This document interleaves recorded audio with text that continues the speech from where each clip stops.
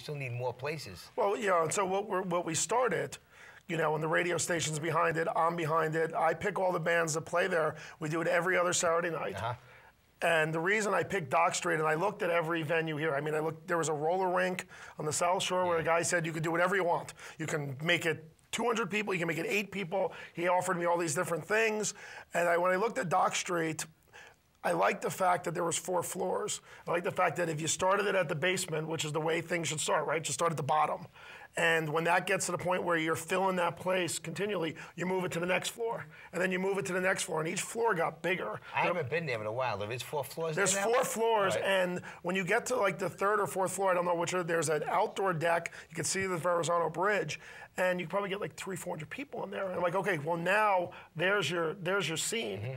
And the way we do it is every band, and it doesn't matter whether you bring 1 person or you bring 100 people. I don't care. The bands don't get paid.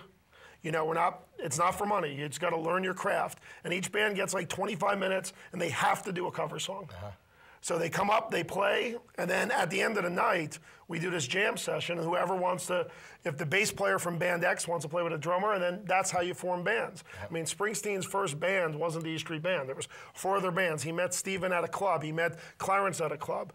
You know, you take Pearl Jam. Eddie was from Chicago, and then San Diego, and the rest of them were in Seattle and Portland and some. They all met. That's how it works the best, when you're all over the place. That's what we're trying to do. You know, the only band that ever made it right out of high school like that with only 1 incarnation is U2. I mean, with you starting with radio, what got you into being a DJ in the first place? I had a very lucky train ride. I happened to be next to the guy that was starting the station. He was from Texas, and he knew nothing about New York radio.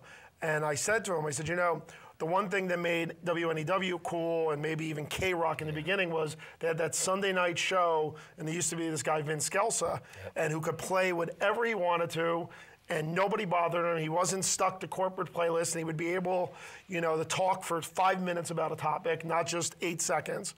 And the guy's like, oh, really? And he said, come meet the people that are at the station, because they were all from out of town. And then I wasn't pitching it. I was just telling them that's what they needed. The guy goes, well, why don't you do it? And that's how it came about. You remind me a lot of Eddie Trump, you know? You got that same. Eddie's a nice guy. Same energy. He's a little bit harder. More of a heavy metal, yeah. He's a little bit more metal than I would be. But he's out to do good for the public. He does great for, you know, and I really hope you can do justice. We need it. Well, we're trying. Little by hey, Staten Island is the next Seattle, right? We've kind of made it in that. Terrible Tim, you named him the saint of the rock. No. You got to get correct. And by the way, when Terrible Tim performs at these events, he wears a robe that says Terrible Tim on it, like he is the saint. The line is, he is either the patron saint of the Staten Island indie rock scene, or a wacko, or maybe both. A little bit of both. Yeah, that's the full line. But no, he's done a great job championing the cause, and his song Nitrous Oxide really could be this generation's Louie Louie. He's the next Weird Al, I think. Guarantee. I think he's on that edge. A little more hardcore, right? I don't think Al was as obscene as Tim has gotten at times. No, I think he's got, the one song, the Nitrous Oxide, is a great rock song. Yeah. It's 2.5 minutes long. It's got a catchy thing, and every show that we do, he goes and does that song 3 or 4 times. Between bands, he comes up in his robe and he does the song. Now listen, we got a raffle giveaway, and I want you to pick out a couple of numbers to our lucky audience. We got a Monkey CD and what is it, Dave Matthews Band. Yeah. So, okay. Got to read this off. One of these 2. Great. By the way, this is what my career has become. I'm reading raffle tickets on public access television. 447-300.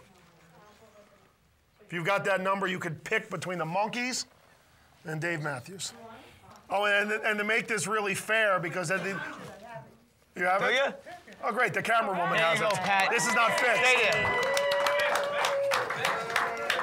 Yeah, right. And to show you how random these numbers are, we just did 447-300. Now we're going to do 447-299. So it was good that it was nice and shaken up. All right, that's good. You got it. Just stay there. And you get Dave Matthews. So now listen, what are your plans for the future for everybody, and what do we got to look forward to?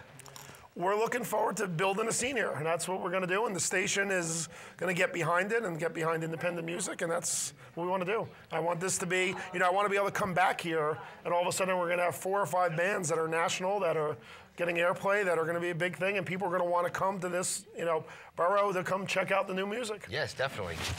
I want to see people on the ferry with guitars and amps and stuff coming over here to play. And even though I'm a Jersey boy, They used to have that. It was all over the place. I'm telling you, we had a great scene back in the late 70s, early 80s. I mean, speaking of the Dolls, I just saw the Dolls about a month ago. There you go. Stone Pony, David Johansen. They sounded great. They sounded great. There's a lot of, like I said, they were the beginning of the only New York rock scene that ever happened.